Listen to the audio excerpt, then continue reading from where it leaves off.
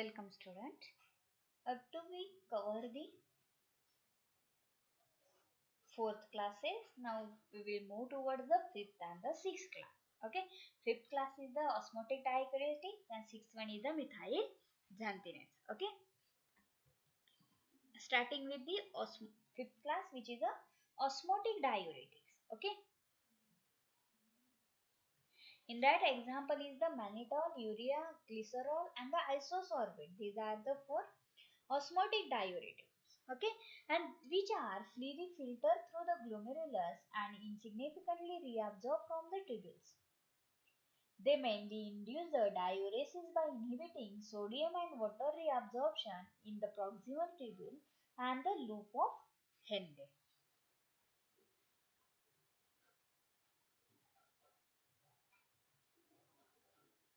The number of the simple and hydrophilic chemical substances that are filtered through the glomerulus, such as the mannitol and the urea, result in some degree of the diuresis, and this is due to their ability to carry out water with them into the tubular fluid. If the substance that are filtered subsequently undergoes the liptil or the no absorption, then the filtered substance will cause an increase in the urinary output. Only a small amount of additional salt may also be excreted because osmotic diuretics are used to effect increase the water excretion rather than sodium excretion. They are not useful for treating conditions in which sodium retention may occur. They are used to maintain urine flow following the acute toxic ingestion of substances capable of producing acute renal failure. These osmotic diuretics are a mainstay of treatment of the patient with increased intracranial pressure or acute renal failure due to shock, drug toxicities and the trauma, maintain urine flow, preserve long-term kidney function and may save the patient from the diuresis. Now this under the normal condition, the sodium and chloride get reabsorbed in the proximal tubule. And since the tubule is permeable to water, there is a passive back diffusion of the water. Okay. Now first one is the mannitol. This mannitol, which is osmotic diuretics, is administered intravenously and is useful for the prophylaxis of the acute renal failure and is also used to reduce the intraocular pressure. Okay, they reduce the intraocular pressure, vitreous volume primary to the ocular surgery. Okay, reduce the intracranial pressure in patient with the cerebral edema to promote the excretion of the toxic substances. Okay, they may cause the headache, nausea, chill, lethargy and the confusion. The rapid administration, it may pass into the extracellular space and lead to the expansion of extracellular fluid volume. Again, they may cause the congestive heart failure and the pulmonary edema. And the test dose is the 12.5 gram of the mannitol is given intravenously over a period of 3 to 5 minutes unless urine output increase within the next 3 hours to 40 to 60 ml per hour. Next one is the urea. This urea is administered intravenously and trained to draw fluid from the extracellular space into the blood. And this urea is useful for the reducing the raised cerebrospinal fluid pressure during the neurosurgical operation and cerebral edema following the head injury. Again, the intraocular pressure may also be reduced by its uses. The urea is used contraindicated in patients with the impaired hepatic, cardiac or the renal function.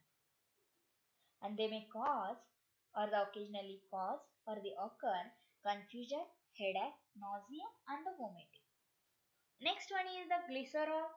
Okay, this glycerol is particularly used to the ophthalmological procedure to reduce the intraocular pressure.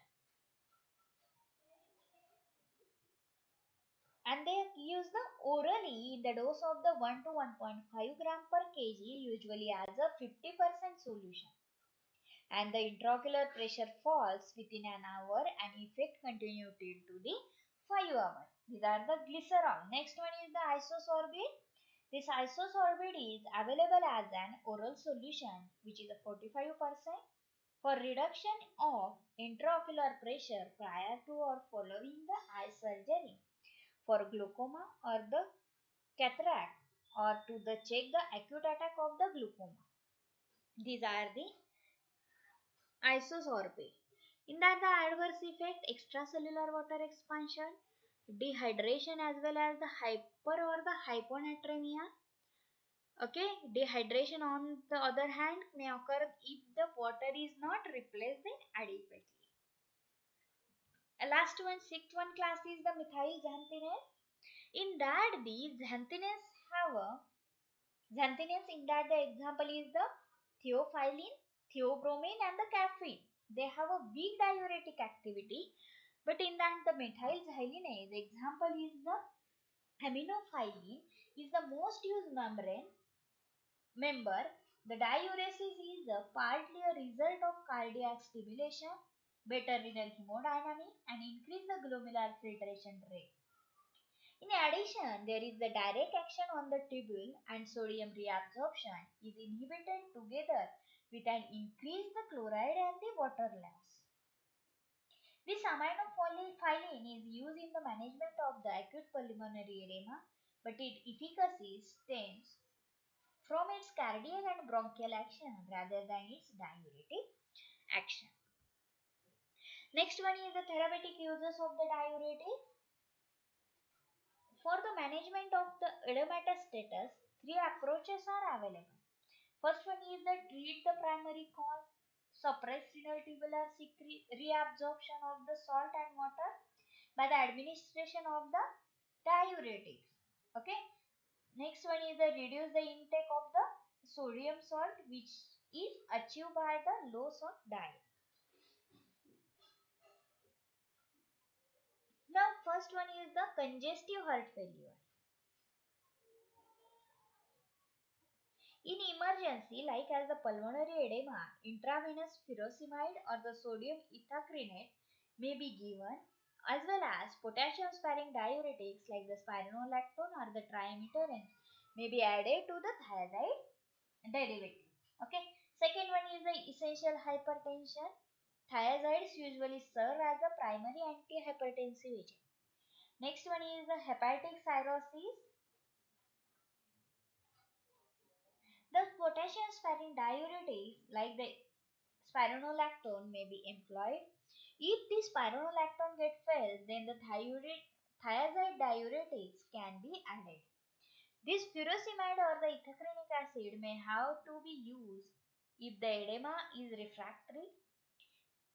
Next one is the nephrotic syndrome. The dietary sodium restriction may be combined with the thiazide diuretic, adding the spironolactone to control the secondary hyperaldosteronism. Fifth one is the chronic renal failure. The loop diuretics like the furosemide may be useful in controlling both the edema and the hypertension.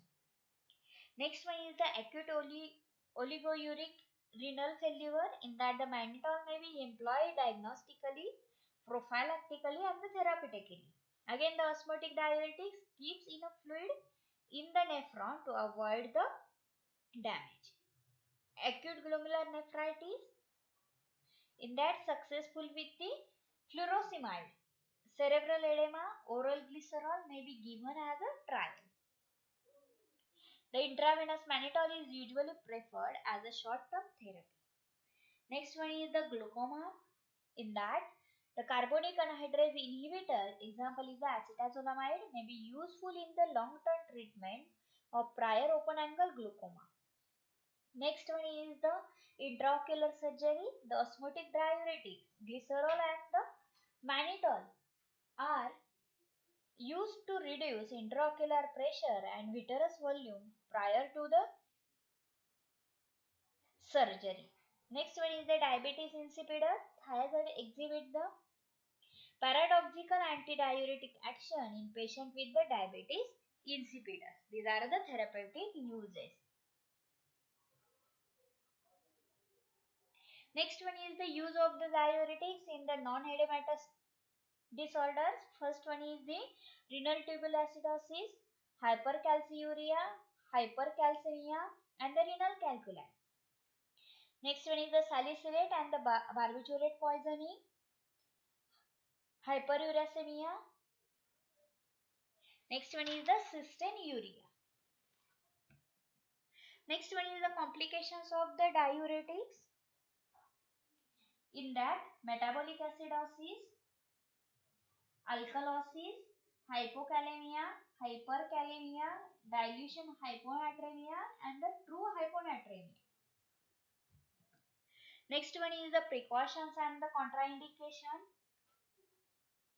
Now in that the contraindication in advance to the liver cirrhosis, diuretic induce the electrolyte imbalance leading to the encephalopathy and hepatic coma which may be fatal. Next one is the in patient on the digitalis therapy, the diuretic induced hypokalemic can cause fatal arrhythmia. Next one is the diabetic patient may develop hyperglycemia, especially with the thiazide. Next one in the patient with the gout, hypercalcemia may occur and the acute attack may be precipitated, especially with the thiazide. Again, the antihypertensive drug schedule must be revised if a diuretic is combined freshly, as the patient may have episodes of the hypotension.